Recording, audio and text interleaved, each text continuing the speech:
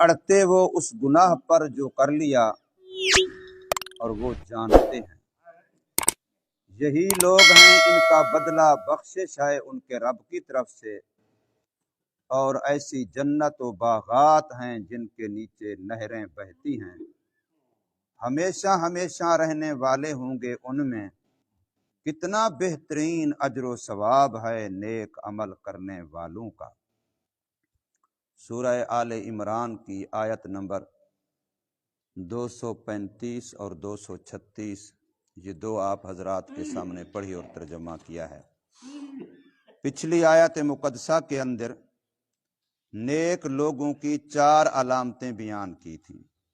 Number 1، اللہ کے راستے میں مال خرچ کرتے رہتے ہیں ہر حالت میں، اور نمبر 2، غصے پر قابو پاتے ہیں، اور نمبر 3، لوگوں کو معاف کر دیتے ہیں، اور نمبر 4، مخلوق کے ساتھ حسن سلوک احسان کا معاملہ کرتے ہیں۔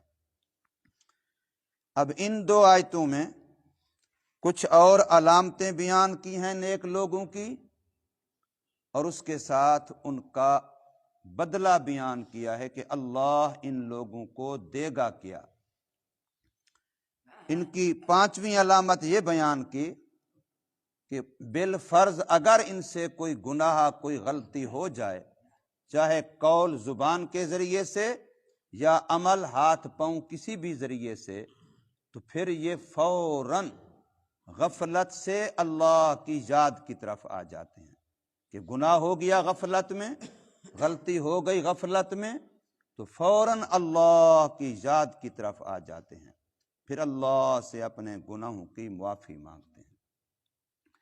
اب نیک بندے کی نشانی یہ نہیں بتائی کہ اس سے گناہ ہوگا نہیں، بلکہ قرآن یہ کہہ رہا ہے اگر سارے انسان فرض کر لو ایسے بن جائیں کہ کسی سے کوئی غلطی نہ ہو، کوئی گناہ نہ ہو، تو اللہ تبارک و تعالی پھر ان کے بجائے ایک اور ایسی مخلوق پیدا کرے گا جو غلطی کرے اور پھر اللہ سے معافی مانگے۔ ورنہ غلطی نہ کرنے والی مخلوق تو انسان سے پہلے فرشتے موجود تھے، جن سے غلطی کبھی ہو ہی نہیں سکتی۔ اس لیے یہ سوچ لے کے بیٹھنا کہ فلاں نے غلطی کیوں کی، یہ سوچ ہی غلط ہے۔ ہاں، غلطی کرنے کے بعد اگر وہ اکڑا ہوا ہے گناہ پر، اڑا ہوا ہے گناہ پر، غلطی کو غلطی مانتا نہیں ہے، غلطی کو غلطی سمجھتا نہیں ہے، غلطی پر پچھتاتا نہیں ہے، غلطی پر ندامت نہیں ہے، غلطی پر اپنی غلطی کا احساس نہیں ہے، تو پھر یہ شیطان ہے، پھر یہ انسانیت سے محروم ہے، پھر اس بیچارے کو گمراہی کی آخری حد تک پہنچ چکا ہے۔ یہ غلطی کا ہو جانا یہ انسان کے کمال کے خلاف نہیں ہے، یاد رکھیے، لیکن غلطی پر اڑ جانا، غلطی اجتہادی خطا آدم علیہ السلام سے بھی ہوئی، لیکن فوراً توبہ کی، روتے رہے، جب تک اللہ کو منا نہیں لیا اس وقت تک سکون نہیں کیا، اور غلطی شیطان سے ہوئی، اور وہ آگے اپنی غلطی کی حجتیں اور دلیلیں دینے لگ گیا، اپنے آپ کو سچا اور صحیح ثابت کرنے لگ گیا۔ اس کی تعویلیں، عذر گناہ بدتر از گناہ، گناہ ہو جانے کے بعد اپنے گناہ کے عذر تلاش کرنا اور اپنے آپ کو سچا اور صحیح ثابت کرنے کے لیے کئی تعویلیں کرنا، اس کو کہا گیا ہے فارسی زبان میں کہ عذر گناہ بدتر از گناہ، وہ گناہ سے بھی زیادہ برا ہے۔ گناہ برا ہے ہی ہے، لیکن گناہ کرنے کے بعد اپنے آپ کو سچا اور صحیح ثابت کرنے کے لیے تعویلیں کرنا، یہ اس سے بھی برا ہے۔ اس لیے مومن ایمان والا جب بھی اس سے خطا ہو جائے، غلطی ہو جائے، تو فوراً اپنی غلطی کا احساس ہو جائے اور اس پر ندامت ہو جائے، اللہ کو یاد کرنے لگ جائے، غفلت دل کی دور ہو جائے اور اللہ سے معافی مانگے۔ اسی کا نام توبہ بھی ہے، اور یہی انسان کے گناہوں کا کفارہ بھی ہے۔ گناہ پھر دھل جاتا ہے۔ تو فرمایا ان کی 5ویں نشانی یہ ہے، والذین اذا فعلوا فاحشہ، جب وہ کر بیٹھتے ہیں غفلت کی وجہ سے کوئی گناہ، فاحشہ گندی بات کو بھی کہتے ہیں اور گندے فعل کو بھی کہتے ہیں۔ فاحش بے حیائی، چاہے وہ کام بے حیائی والا ہو، چاہے وہ قول بات بے حیائی والی ہو۔ حیا اور شرافت اور دین سے ہٹ کر کے کوئی کام کر لیا تب بھی وہ فاحش ہے، اور اگر کوئی بات کی تب بھی وہ فاحش ہے۔ فرمایا جب کبھی ان سے ایسا ہو جاتا ہے، او ظلموا انفسہم، یا اپنے آپ پہ ظلم کر بیٹھتے ہیں۔ ایک ظلم ہوتا ہے زیادتی کرنا، ایک ظلم ہوتا ہے کسی پر زیادتی کرنا، اور ایک ظلم ہوتا ہے اللہ کے حقوق کی ادائیگی میں کمی کرنا۔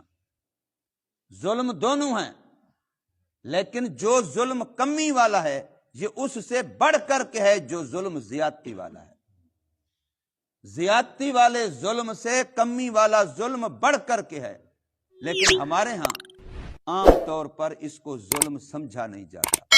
مثال کے طور پر میرے پاس ایک بچہ پڑھتا ہے، اب ایک ہے کہ میں اس بچے کو جتنا اس کی برداشت ہے، جتنا اس کے اندر استعداد، صلاحیت، لیاقت ہے، اس سے زیادہ سبق کا پابند بناؤں کہ تو نے اتنا یاد کرنا ہے۔ اور ایک ہے کہ ماں باپ نے میرے پاس بھیج دیا، وہ بندہ پڑھ سکتا ہے، اس کے اندر صلاحیت ہے، لیاقت ہے، استعداد ہے، لیکن میں یہاں اس کا وقت ضائع کراؤں، اس کو سرے سے نہ پڑھاؤں۔ تو اب ظلم میں نے اس صورت میں بھی کیا جب سبق اس کو زیادہ دیا، اور ظلم اس صورت میں بھی کیا جب اس کا وقت ضائع کیا، بالکل سبق نہیں دیا۔ اور یہ ظلم کرنا کہ بچے کا وقت ضائع ہو، یہ بڑا ظلم ہے اس سے جو سبق زیادہ دینے والا ہے۔ ایک ہے بچے کو میں نے ایک تھپڑ کے بجائے 2 تھپڑ لگا دیے، یہ ظلم ہے کہ تھپڑ 1 لگانا چاہیے تھا، میں نے 2 مار دیے، یہ ظلم ہے۔ اور ایک ہے کہ بچہ کچھ بھی کر رہا ہے میں پوچھتا ہی نہیں ہوں، اس کی عادتیں بگڑ رہی ہیں، اس کی زبان بگڑ رہی ہے، اس کا وقت ضائع ہو رہا ہے، وہ خراب ہو رہا ہے، اور میں پوچھتا ہی نہیں ہوں۔ تو یاد رکھیے ایسا استاد اور ایسے ماں باپ بچے کے لیے ظالم ہیں جو بچے کو بگاڑ رہے ہیں۔ یہ ظلم اس ظلم سے بڑا ہے جس میں 1 کے بجائے 2 تھپڑ مارے ہیں۔ تو ہم لوگ اس کو ظلم سمجھتے ہی نہیں ہیں، ہم سمجھتے ہیں آج ہم پر رحم کر دیا ہے کہ ہمیں پڑھایا نہیں ہے، ہمیں باپ نے کہا کچھ نہیں ہے، ہم جو کچھ بھی کرتے رہے، ابو نے امی نے روکا ٹوکا ہی نہیں ہے، تو بڑے رحم کیا انہوں نے۔ رحم نہیں کیا، ظلم کیا ہے، اور ظلم صرف بچے پر نہیں کیا، اپنے آپ پر بھی کیا۔ اب بچے کو بھی برباد کیا اور اپنے آپ پر ظلم کیا، قیامت کے دن خود بھی جواب دہ کھڑا ہوگا۔ تو اس کو قرآن کہتا ہے او ظلموا انفسہم، اپنے آپ پہ ظلم کر لیتے ہیں۔ اور میں نے کئی مرتبہ کہا ہے جب بھی ہم نے نماز چھوڑی بالفرض، ہم نے اپنے آپ پہ ظلم کیا۔ جب بھی ہم نے بدنگاہی کی، اپنے آپ پہ ظلم کیا۔ جب بھی ہم نے دین کا حکم چھوڑا تو ہم نے اپنے آپ پہ ظلم کیا، اس لیے کہ قیامت کے دن اس کی سزا تو میں نے ہی بھگتنی ہے۔ تو فرمایا او ظلموا انفسہم، یا وہ اپنے آپ پہ ظلم کر لیتے ہیں تو پھر ذکر اللہ، فوراً اللہ کو یاد کرتے ہیں۔ کیوں؟ گناہ غفلت سے ہوتا ہے۔ اگر دل میں خدا کی یاد پکی ٹھکی پیوست ہو، رچی بسی ہو، پھر گناہ کہاں ہوتا ہے؟ گناہ تو ہوتا اس وقت ہے کہ اب میں اکیلا ہوں، کسی کو نہیں پتا، اب کون دیکھ رہا ہے، کون مجھے پکڑ سکتا ہے، کون مجھے سزا دے سکتا ہے۔ 10 سال کا بچہ دیکھ رہا ہو کوئی گناہ نہیں کرتا، اور اگر اتنا بڑا اللہ دیکھ رہا ہے، اگر اس کا بھی احساس ہوتا اور اس کو 10 سال کے بچے کے برابر ہی سمجھ لیتا تو کب کرتا؟ تو فرمایا ذکر اللہ، اللہ کو یاد کرتے ہیں، فاستغفروا لذنوبہم، اور اپنے گناہوں کی اس سے معافی مانگتے ہیں۔ اور ساتھ عقیدہ یہ ہے من یغفر الذنوب الا اللہ، اللہ کے سوا کوئی گناہ نہیں بخش سکتا۔ گناہ بخشنے کا اختیار، گناہ بخشنے کی اتھارٹی، گناہ بخشنے والا کام سوائے اللہ کے اور کوئی نہیں کر سکتا۔ اور فرمایا وَلَمْ يُصِرُّوا عَلَى مَا فَعَلُوا، یہ ایمان والے کی شان ہے، اصرار نہیں ہے۔ یاد رکھیے، لوگ پوچھتے نا کبیرہ گناہ کیا ہے، صغیرہ گناہ کیا ہے؟ ہر وہ گناہ کبیرہ ہے جس کا آپ کو احساس نہ ہو۔ آپ بائیں ہاتھ سے پانی پیتے ہیں اور پرواہ بھی نہیں ہے، بار بار پیتے ہیں، روزانہ پیتے ہیں، پرواہ بھی نہیں ہے، تو یہی آپ کے لیے کبیرہ گناہ ہے۔ اور اگر کسی بندے سے بڑا گناہ ہو گیا لیکن فوراً پچھتا رہا ہے، توبہ کر رہا ہے، معافی مانگ رہا ہے، او بقا کر رہا ہے، اب یہ اس کے لیے صغیرہ گناہ ہے۔ کبیرہ گناہ وہی ہے جب گناہ کا احساس مٹ جائے، اللہ کی غلطی ہو، اللہ کی نافرمانی ہو، پھر چھوٹی بڑی پوچھتا ہے۔ باپ کی نافرمانی ہے جی، چھوٹی ہے یا بڑی ہے؟ نافرمانی کس کی ہے یہ تو سوچ ذرا۔ اس بڑی ذات کی نافرمانی ہر بڑی ہے، کوئی چھوٹی نہیں ہے، وہی چھوٹی بن جاتی ہے جب آپ کو احساس ہو جائے، اور اگر احساس نہ ہو تو پھر ہر گناہ بڑا گناہ ہے۔ تو فرمایا وَلَمْ يُصِرُّوا، وہ اصرار نہیں کرتے، اڑتے نہیں ہیں، عَلَىٰ مَا فَعَلُوا، اس گناہ غلطی پر جو وہ کر چکے ہیں، وَهُمْ يَعْلَمُونَ، اور وہ جانتے ہیں کہ ہم سے خطا ہوئی ہے، اور ہماری خطا گناہ کو بخشنے والا صرف اللہ ہی ہے۔ اب اگلی آیت میں ان کا بدلہ بیان کیا ہے کہ ان کو اللہ پاک کیا دے گا۔ اولئک جزاؤہم مغفرۃ من ربہم، یہی لوگ ہیں ان کا بدلہ بخشش ہے ان کے رب کی طرف سے۔ جتنے گناہ بھی ہیں تیرے گناہوں کا ڈھیر، زمین سے لے کے آسمان تک، مشرق سے لے کے مغرب تک، شمال سے لے کے جنوب تک، ساری فضا کو تو بھر دے گناہوں سے، میرے رب کے رحمت و شان مغفرت کے مقابلے میں وہ ایسے ہے جیسے سمندر ایک تنکے کو بہا کے لے جائے۔ میرے اللہ کی رحمت بڑی ہے، مغفرت بڑی ہے، ہاں شرط یہ ہے تیرے اندر گناہ کا احساس ہو جائے، تیرے دل میں گناہ کی غلطی کا احساس ہو جائے۔